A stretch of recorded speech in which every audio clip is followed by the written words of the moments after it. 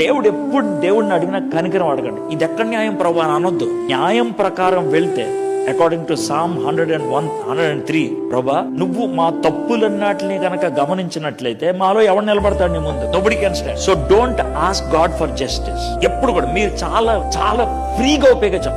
ఇది అన్యాయం అండి. ఏమన్యాయం? నేను నరకంలో పంపించలేదు, అదే అన్యాయం. Don't ask, only ask for mercy, ask for grace.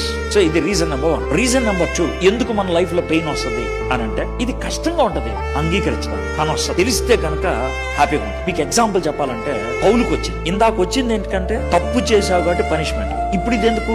తప్పులోకి వెళ్ళేవాడు కాబట్టి ఆపటానికి. పౌలు గారికి జబ్బేదో వచ్చింది, ప్రార్థన చేశాడు 3 times, పోలా. దేవుడితో ఏం ప్రభు అది, వై ఇట్ ఇస్ హ్యాపెనింగ్? నేను ఏమన్నా తప్పు చేశానా ఏంటిది?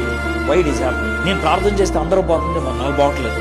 ఇట్లా అడిగారు. God said, Paul, if I remove that pain, a problem, you will have 2 bigger problems. What are they? Problem number 1, నువ్వు ప్రేయర్ చేస్తే పోయింది అనుకో, అందరూ నువ్వే దేవుడు అనుకుంటా, నిన్ను ఆరాధిస్తూ మొదలు పెడతారు.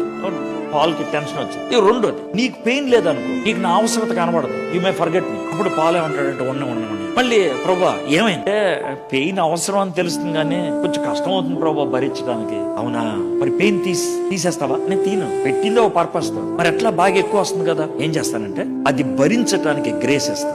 మీకు అర్థమైంది గ్రేస్ అంటే ఏంటో? Grace will not remove pain. ప్రభా నా మీద